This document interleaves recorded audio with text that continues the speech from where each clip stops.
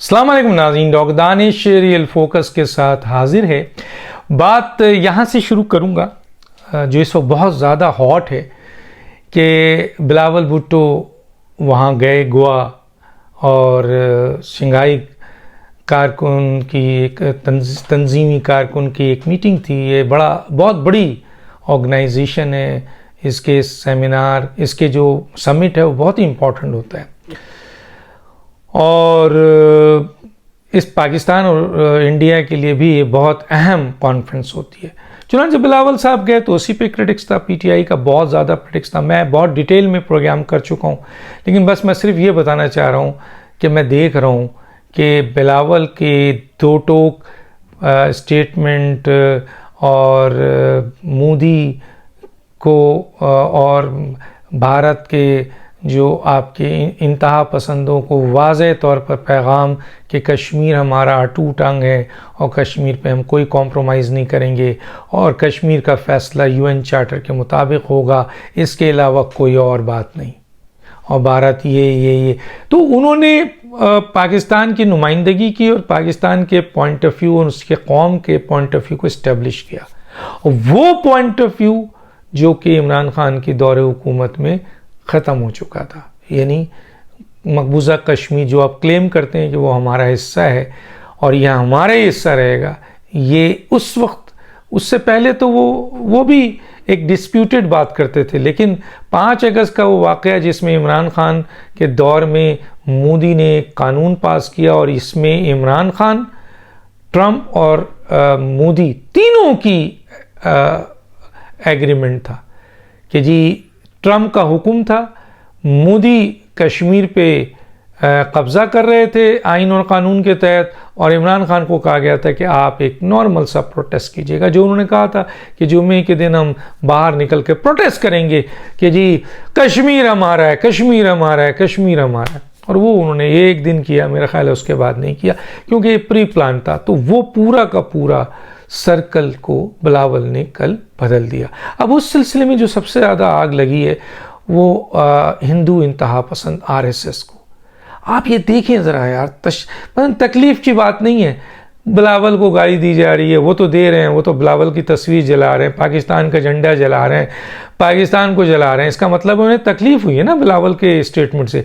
भाई आप पीटीआई वालों, आपको क्या तकलीफ़ हुई है? पाकिस्तान की बात की है उसने। पाकिस्तान की बात अगर कोई यहूदी भी करे कि जी पाकिस्तान सबसे बड़ा मुल्क बन जाए, तो मैं तो उस यहूदी को भी सलाम करूंगा, उस ईसाई को भी सलाम करूंगा, उस हिंदू को भी सलाम करूंगा जो ये कह दे कि पाकिस्तान, इस्लामी जमहूरियत पाकिस्तान एक मजबूत मुल्क है और इसको तरक्की करनी चाहिए और वो अपने जो पॉइंट्स है और कश्मीर के ऊपर जो उसका क्लेम है यूएन चार्टर का, उस पर उसे कॉम्प्रोमाइज़ नहीं करना चाहिए और कश्मीर के ऊपर किसी किस्म की सौदेबाजी नहीं करे। कसम खुदा की अगर एक हिंदू भी ये बात कहे तो मैं उसकी भी तारीफ़ करूँगा। क्यों? क्योंकि वो हमारा पॉइंट ऑफ व्यू इस्टेब्लिश कर रहा है, मेरे पाकिस्तान का मुकदमा लड़ रहा है। इधर बिलावल कोई भी हो, वो सियासतदान है, बेनज़ीर का बेटा है, जुल्फ़िकार अली भुट्टो का पोत नवासा है, मसलन कोई मामूली शख्स तो नहीं है। लेकिन चलें थोड़ी देर के लिए मान लें चलें कि जी बिलावल कोई नहीं, लेकिन उसने जो काम किया वो तो पाकिस्तान के तब पाकिस्तानी कौम की नुमाइंदगी की उसने। तो भाई पीटीआई वालों, आपको क्या तकलीफ़ है? आपको क्यों? आरएसएस को गुस्सा है तो समझ में आया कि उसने हिंदू इंतहा पसंद लोगों की खिंचाई की और कहा कि भारत के अंदर मुसलमानों का कत्लेआम हो रहा है, अक़लियत का कत्लेआम हो रहा है और ये सब मोदी के सुपरविज़न में हो रहा है, हिंदू इंतहा पसंद कर रहे हैं। तो हिंदू इंतहा पसंद आरएसएस, मोदी, उनके लीडर अगर इस पर चिरागपा हैं और वो आग लग गई उनके यहाँ और वो पाकिस्तान का झंडा जला रहे हैं, बिलावल भुट्टो का झंडा जला रहे हैं और अपनी मीडिया में बिलावल भुट्टो की खिंचाई कर रहे हैं और उसके साथ बदतमीज़ी कर रहे हैं, तो वो तो करेंगे। अगर आज बिलावल ने जाके उनका पॉइंट ऑफ व्यू इस्टेब्लिश किया जिस तरह इमरान ने किया था, तो बिलावल भुट्टो को तो वो सर पे बढ़ाते। बिलावल भुट्टो का एक मुजस्मा नहीं चलता, बिलावल भुट्टो को एक गाली मीडिया में नहीं बनती। क्यों? क्योंकि बिलावल ने जाके अगर ये कह दिया होगा भाई जो कश्मीर आपने ले लिया ले लिया, इमरान साहब ने दे दिया दे दिया, तो आप देखते हैं कि कितनी उनकी पजीराई है। क्यों उसके खिलाफ है? क्योंकि उसने पाकिस्तान का पॉइंट ऑफ व्यू इस्टेब्लिश किया और इंडियन जो कब्जा किया था इमरान खान की और ट्रंप की मिली भगत से, उसको पाश पाश कर दिया। तो तो आप बिलावल को तो वो देंगे गाली। तो भैया आप क्यों दे रहे हैं पीटीआई वाले? अब यहाँ पर ये जुमला कहकर मैं आगे जाऊँगा कि भारत में आरएसएस हिंदू इंतहा पसंद बिलावल पाकिस्तान को गाली दे रहे हैं, बिलावल को दे रहे हैं, उसकी स्टेटमेंट को दे रहे हैं, उसकी झंडे जला रहे हैं, पाकिस्तान के झंडे जला रहे हैं, उसके मुजस्मे जला रहे हैं, और इधर पीटीआई वाले गाली दे रहे हैं। उधर आरएसएस, इधर पीटीआई। अब आते हैं हम, क्या दोनों के मकासद सेम है? ये सवाल छोड़ के आगे जाता हूँ। तोशाखाना केस, नैब ने मैडम जनाब पिंकी पीरनी साहिबा को बुलाया था, इमरान को बुलाया था, फिर अदालतों ने सपोर्ट कर दिया और नैब को रोक दिया है कि आप उनको ना बुलाएं। क्यों नहीं बुलाएं भाई? इन्वेस्टिगेशन इदारे है, आप क्यों रोक रहे हैं? आप करने दें। जब वो इन्वेस्टिगेशन करके अगर कोई एक्शन लेते हैं तो केस तो आप ही के पास जाएगा ना, अदालतों में जाएगा। तो फिर आप देख लीजिएगा कि नैब ने सही काम किया। अब इमरान खान के ज़माने में जब पीएमएलएन, पीपल्स पार्टी और दूसरी सियासी जमातों के लोगों को नैब एक्शन लेता था, इंक्वायरी पे, इन्वेस्टिगेशन पे तो छोड़िए, इंक्वायरी पे ही गिरफ्तार कर लेता था और वो जेल भेज देता था, तो उस वक्त तो अदालत फौरी तौर पर किसी को रिलीफ नहीं देती थी। बड़े लंबे अरसे तक जो है वो साद रफ़ीक, राना सनाउल्ला, आपके फवाद हसन फवाद और उनके भाई और दूसरे सियासी लीडर्स सब जेल गए, सिर्फ इंक्वायरी पे, इन्वेस्टिगेशन भी नहीं हुई थी। तो फिर इमरान खान और इमरान खान की बीवी में क्या लाल जड़ा है भाई? क्या मरियम नहीं गई? क्या बेनज़ीर नहीं गई? इससे पहले भी ख़वातीन गई हैं, तो इनको क्यों? लेकिन बहरहाल अदालतों ने इनको रिलीफ दे दिया। इधर अदालत ने रिलीफ दिया, उधर अदालत ने इनके दोनों एप्लीकेशन जो कि तोशाखाना के हवाले से था उस मुस्तरद किया और 10 तारीख को कहा कि हाजिर हो जाइए, आप पर चार्ज फ्रेम होगा। देखिए ये बहुत बड़ा इक़दाम है, ये छोटा मोटा नहीं है। चार्ज फ्रेम होने का मतलब ये है कि आप इस्टेब्लिश मुल्ज़िम हैं। अब अदालत ने इसके ऊपर कार्रवाई ऑर्डर देना है और आपने डिफेंस में जाना है, और अगर आपका डिफेंस सही नहीं हुआ तो अदालत ने आपको मुजरिम बनाना है, और मुजरिम बनेंगे तो फिर सोच लें, नाअहली भी है आपकी और गिरफ्तारी भी है। और ये इमरान खान के लिए क़यामत है। 10 मई इमरान खान के लिए क़यामत हो गई है। क्यों? क्योंकि चार्ज फ्रेम किया जा रहा है।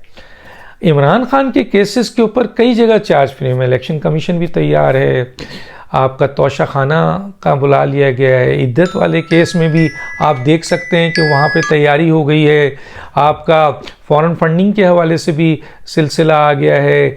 इसी तरीके से कई ऐसे केसेस हैं जिसमें इमरान खान साहब का ट्रायल होना है और उसका चार्ज फ्रेम होना है, और अदालतों के हाई लेवल से सपोर्ट की बुनियाद पर चीज़ें इधर उधर हो रही हैं और वो फैसला इनकी चीज़ों को कंप्लीट नहीं किया जा रहा है। लेकिन अब जबकि ये इंसदाद और दहशतगर्दी सेशन कोर्ट में भी इनका एक केस है, बैंकिंग कोर्ट में भी इनका केस है, सब तैयार है।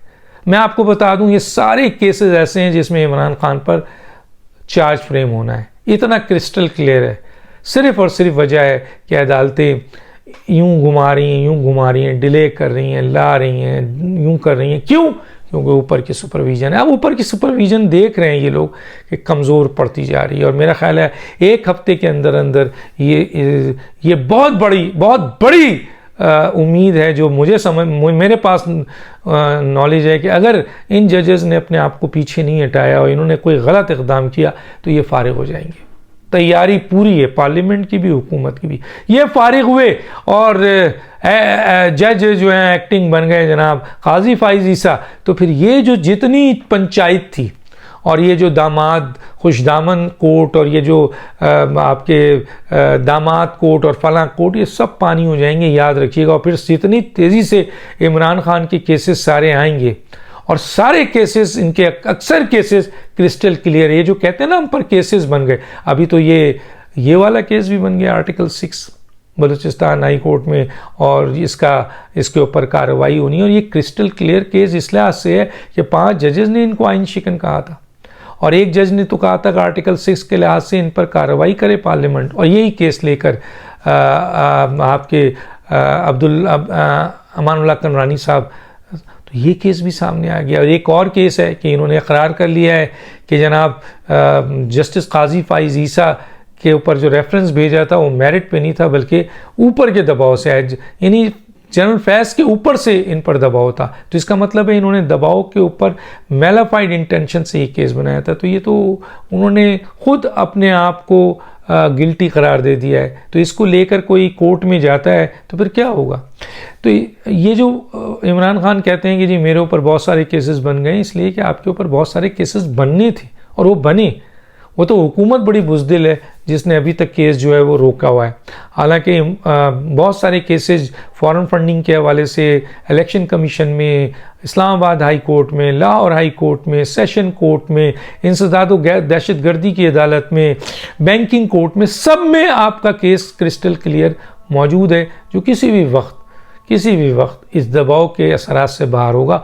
इद्दत वाला केस है, इसके अलावा आपका टेरियन वाला केस है। ये सब केसेस मौजूद हैं जिसमें मेरा ख्याल है कि अगर अदालत मेरिट पे फैसला करती है तो हर पे चार्जशीट हो जाएगी आपकी। अब इमरान खान साहब जो हैं वो, आपको मैं बताऊं एक बात, बहुत इमरान खान अंदर से इस वक्त टूट चुके हैं। उनके पास उनके अपने लोग उनके साथ अब नहीं खड़े हो रहे। अभी देखें ना, ये जो आया है जिसको हार पहना रहे हैं, मैं आज आपको न्यूज़ दे दूं, ये जो हार पहना रहे हैं जिसको क्या नाम है, अली अमीन गंडापुर, ये इन्वेस्टिगेटिव इदारों को सब कुछ बता के आ गया है, सारी इन्फॉर्मेशन दे के आ गया है और इमरान खान इसे बैठा के हार पहना रहे हैं। लेकिन क्या इमरान खान साहब इस पर आप एतबार करेंगे? कभी भी नहीं करेंगे। नमूरा जैसे अभी आया है कि जो गेल गया है, शहबाज गिल नहीं करते, फवाद चौधरी नहीं करते, शेख रशीद नहीं करते, आजम स्वाति नहीं करते। मैं आपको लिख के दे रहा हूं, आप मालूम कर लीजिए। इनके अंदर से जो करीब तरीन है वो बता देगा। मैं भी किसी अंदर के करीब तरीन की बुनियाद पे बात कर रहा हूं। इमरान खान इन किसी पे भी भरोसा नहीं करते। मैं एक व्लॉग करूंगा, बताऊंगा कि इनके ऊपर इंस्ट्रक्शन है कि इनके मोबाइल को बाहर रखा जाए, इनको वॉच किया जाए, इनकी एक्टिविटीज़ को वॉच किया जाए, इनकी स्टेटमेंट को वॉच किया जाए और इनको दूर रखा जाए अहम तरीन इंफॉर्मेशन से। इसी तरह अली अमीन गंडापुर भी अंदर सब कुछ देख गया। इतना बड़ा देखे ना कटिंग, इतना बड़ा जेंट आदमी सिर्फ एक वार्निंग पे सब कुछ बता के आया है। मेरी इत्तलात है।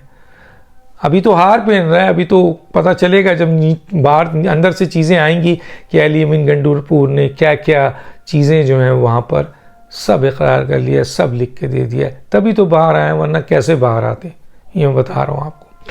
इमरान खान, लेकिन इमरान खान धमकी किसको दे रहे हैं? इमरान खान मौजूदा 4 रुकनी बेंच को धमकी दे रहे हैं कि अगर मुझे कुछ हुआ और मेरे खिलाफ आपकी मौजूदगी में सज़ा हुई या मुझे तौहीन किया गया तो मैं सारी चीज़ें खोल दूंगा जो मुझे पता है। ये मैं आपको बता रहा हूँ इनके करीबी ज़राए से कि इमरान खान अब ब्लैकमेलिंग पे आ गए, क्योंकि उन्होंने पीछे हटना ही हटना है और इमरान खान को पता है वो पीछे हटे। देखिए ना, आज सैटरडे को उनके चीफ जस्टिस की इज़हार यकजहती में अवाम को बुलाया गया है, कारकुनों को बुलाया गया है। ये कहाँ होता है भाई? चीफ जस्टिस से आपका क्या ताल्लुक? कौन सी इज़हार यकजहती? वो तो कानून और आइन के साथ खड़ा है। आपको मुजरिम बना सकता है, आपको कातिल बना सकता है, आपको सज़ा दे सकता है। तो किस बात की इज़हार यकजहती भाई? इज़हार यकजहती अगर आपको करनी है तो अपने मुल्क के साथ करें, अपने वादों के साथ करें, अपने वो जो आपने वो बनाए हुए अपना पॉइंट्स बनाए हुए पार्टी का, उनके साथ करें, आइन के साथ खड़े हों, ना कि चीफ जस्टिस के साथ खड़े हों। तो ये धमकी और ब्लैकमेलिंग शुरू हो गई है, इसलिए मैंने आपको बताया। अब देखें बहुत ही जल्दी, ये ज़्यादा से ज़्यादा 2 हफ्ते के अंदर आपको कोर्टों का रवैया, इमरान खान के केसेस, चार्ज फ्रेम, नाअहली और जेल, और इसके लिए इमरान खान तैयार नहीं है। देखिए वो क्या करते हैं। डॉक्टर दानिश को याद, अल्लाह हाफ़िज़।